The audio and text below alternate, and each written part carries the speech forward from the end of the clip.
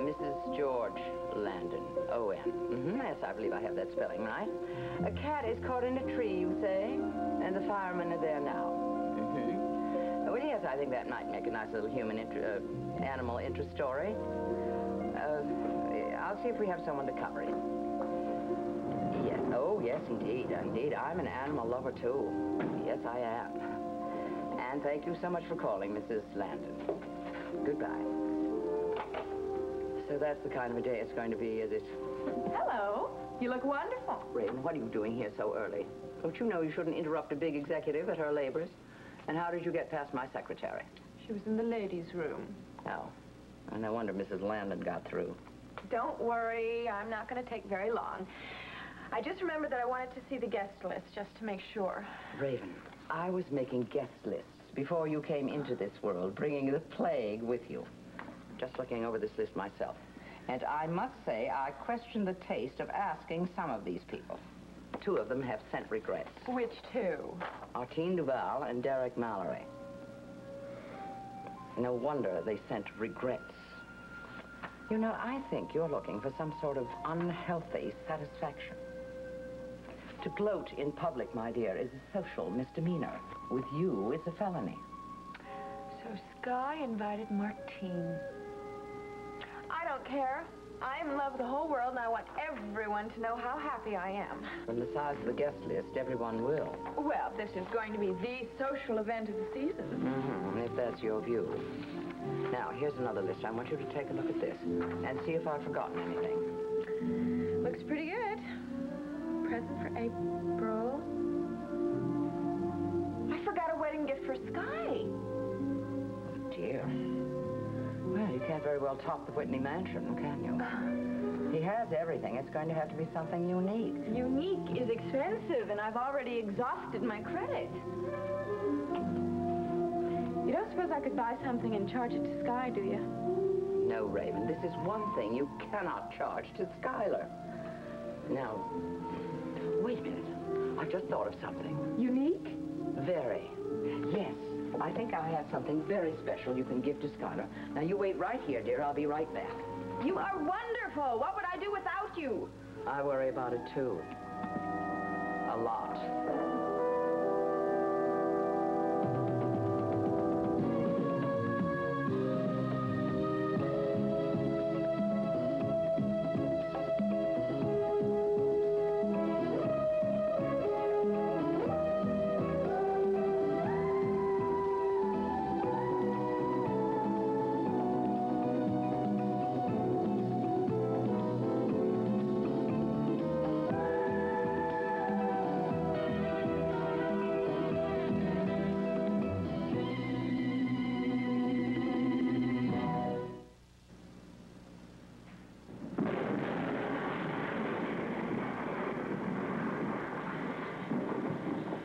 I am not trying to make you mad. I'm simply telling you the way it is. Jody's on the brink of collapsing, mentally and physically, and I won't push her any further. She's on the verge of falling apart, and I'm on the verge of trying to find a replacement. You'll do no such thing. Now you listen to me, boy wonder, and you listen good. If that girl is on the verge of collapse, and if she's not ready to open, it's your fault. And if you can't handle it, I'll get someone who can. And if that happens, you can consider yourself unemployable, because I will smear your reputation so far and so wide. The only place you'll get a job is in darkest Africa, choreographing fertility rites. Now you're being a damn fool. I am the only one Jody will work with, and you know it.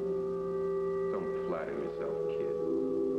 There's plenty of talent around. And I've got the money to buy it. Wherever and whenever I want. And if, just if, that happens, I'll have you tarred and feathered and carried out of town on a rail. Just who the hell do you think you are, Mr. Whitney? Are you threatening me? Now, I don't have to tell you just what. You can bet on that. That broken leg of yours, that accident that you had, that only from walking. Consider yourself lucky. For the moment.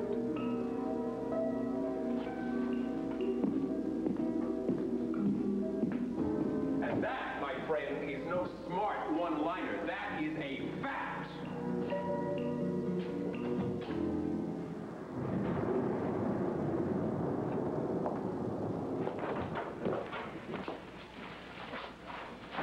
Hey, pal. How you doing? Not so hot. What happened to you? You look like you got run over by a steamroller. No sleep. I never got home last night. Why not? Some guy over on Meeker Street went crackers and decided to barricade himself and his mother-in-law in his apartment and hold her hostage at the point of a .38. You'll go anywhere for a little excitement, won't you? Yeah. Well, what happened? They called in his wife and kid to try to talk him out of it. The chief was real short-handed, so Tyler and I had to answer the call. Actually, it was Damian who finally did talk him out of it, but it took all day. Sounds crazy. Why would a guy want to kill his mother-in-law? Oh, get this. She didn't put the top back on the toothpaste. You kidding? She won't put the top on the toothpaste, he kept screaming. Yeah, I can't blame him for going bonkers. His mother-in-law was a real pill. A what? Pill, you know, as in hard to swallow. Anyway, at least nobody got hurt. I think the only injury sustained was to my marriage. What do you mean? Well, after that mess over on Meeker Street was over, I called my loving wife this morning and Star hung up on me. I called her back twice. She won't answer the phone. I don't know. I mean, I really love my work, man, but I am just getting so much aggravation because of it. Yeah, I know what you mean. I get the same damn thing.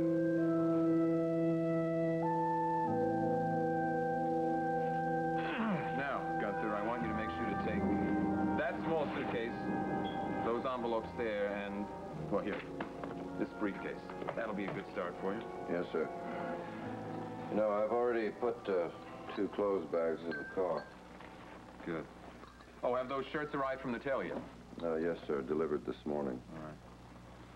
All right. Listen, I want to keep the files for the dance company with me, so make sure that you don't put them off till tomorrow. Right. You know, I've been so busy with the wedding, Mr. Whitney, that I haven't had a chance to check on Wiley. Have you talked with him? Yes, as a matter of fact, I saw him last night. Oh? He's not very encouraging about my protege.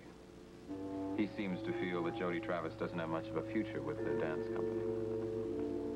He wants to replace her. That would be... Yes, a total loss. There is no time to replace her. You know, after all the time and money you put into it, that's a disaster, Mr. Whitney. Gunther, you're just about finished with preparations for the wedding, aren't you? I mean, there is not very much left for you to do, is there? Yes, just some odds and ends now. I would like for you to keep an eye on Mr. Wiley from now on. When you get the chance. Just make sure that things go smoothly and well. Yes, sir. You may be called upon to use your powers of persuasion. Again. But I want for you to persuade gently, of course. Yes, sir. You may be sure of it. Gently, of course.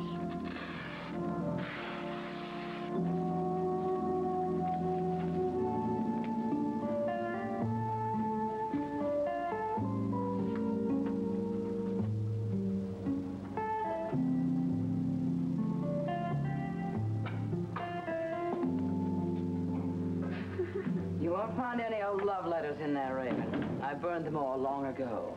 They were too provocative, too incriminating. You old sweetheart. From the look on your face, I think you have a gift for Sky. I have. It's this. Ah, this is beautiful. It's an antique, isn't it? It is. Where did you get it? Belonged to my father-in-law, Gordon Whitney's father. He gave it to Gordon the year we were married. And look at the initials on the inside. SGW. Samuel Gordon Whitney. My father-in-law's name. And the same initials as Schuyler's. How could you possibly part with it? Well, I was going to give it to my oldest son, Colin, but then Colin... Well, then I had no need of it, you see. So you keep it here at the studio? Oh, just temporarily. I had it in the safe here. As you can see, one of the links is slightly bent in the chain, and I was going to send it to the jeweler for repair, but I've just never gotten around to it. Well, let me take it. I'm running errands today anyway. Oh, that's a good idea. It won't take a minute to repair, and then you'll have it for Schuyler for his wedding day. There is one thing that might present a problem, however. What? Well, watch pockets aren't very common in men's clothing nowadays. So you might have Gunther check Schuyler's trousers and vests. I will. Oh, thank you.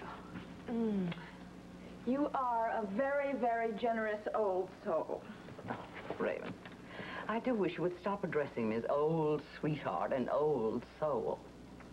I am a vigorous, energetic woman of a certain age who can do anything you can do, and probably better.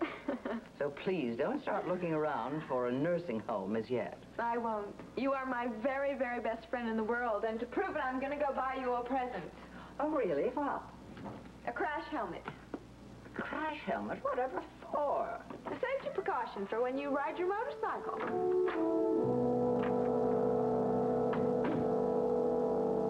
That'd be wonderful. Well, contractor at least kept his word. He's had someone here working night and day. Hi. Hello. How are you? Hi. Fine, thank you.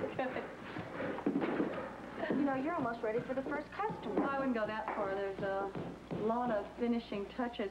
I know we'd still have to wait for the rest of the kitchen equipment to be delivered. It's terrific.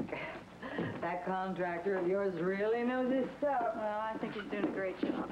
Oh, you know something? It's beginning to remind me of the place in East Meadows. Yeah? The only difference is this is charming, homey. The other place was tacky, rustic. You know, I'm really going to like working here.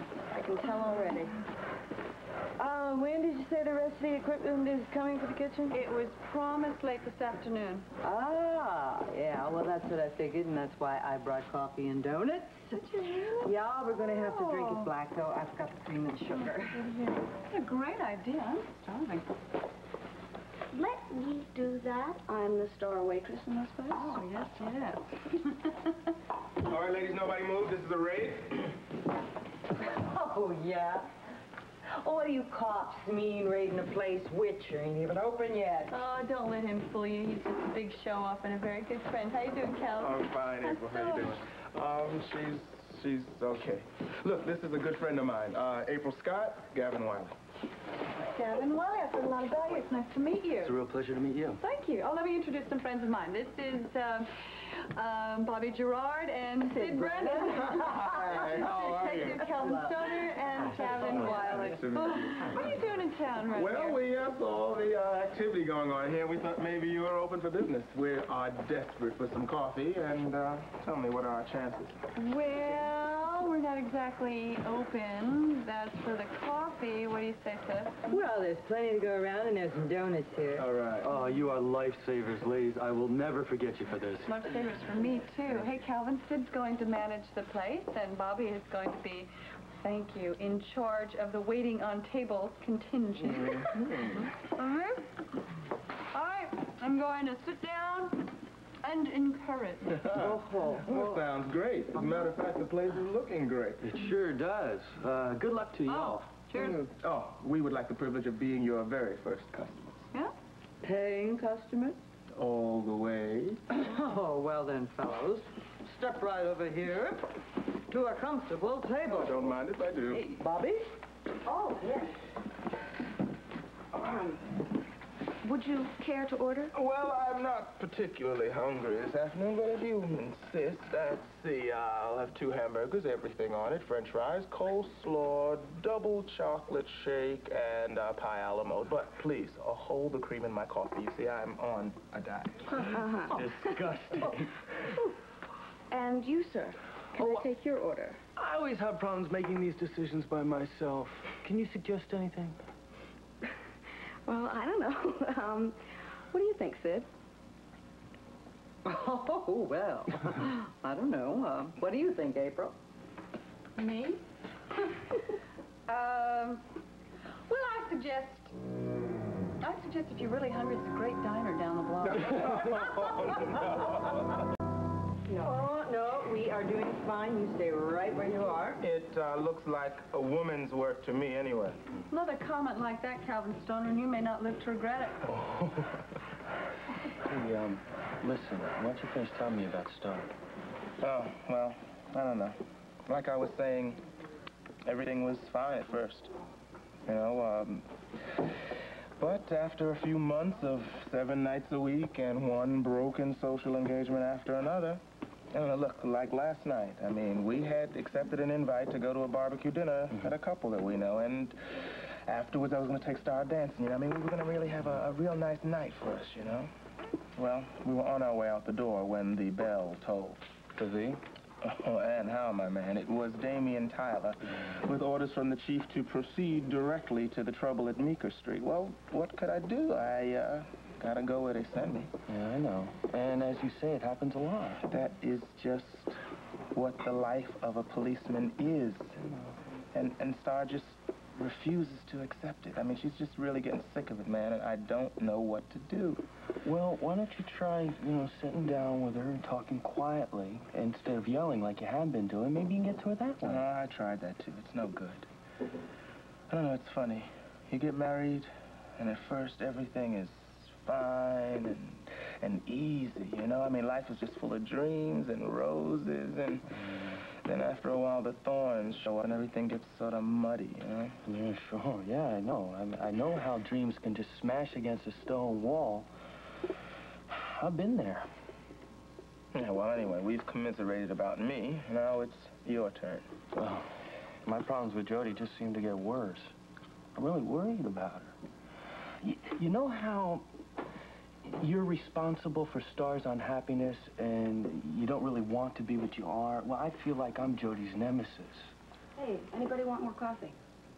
Well, not for me anyway. I've been up on the Bobbie on assignment. I'm gonna go home and get some sleep. That is, if I can get in the front door. Why couldn't you? Family problems, women problems. What did you do without us? Now that I don't know, nor would I care to find out. Please tell Sid and April for me that I'll see them later. Sure. It was a pleasure meeting you, and you take care, old buddy. Later, Slick. You a cop, too? No, I'm a dance director and a choreographer and dance teacher. That's pretty impressive. You're entitled to your opinion. If you ever want a lesson, the studio's just down the block. Thanks. I'd like that sometime. Want some more coffee? Sure, why not?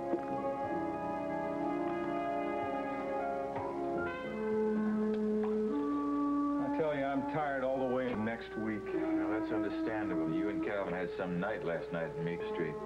This whole thing was mother-in-law trouble? Well, this guy's wife wanted her mother to move in with him permanently, and the guy went berserk. It was a bad scene. Oh, another poor guy. The more I think about it, the more I'm glad I am single. Yeah, well, I guess you had a narrow escape, didn't you? Tell me about it, just in the nick of time. Okay, take care. Yeah, women. Bless them all. There's some old records and files out here. You might want to look at them, if you will. I don't know whether to keep them or throw them out. Yeah, I'll be back in a couple minutes.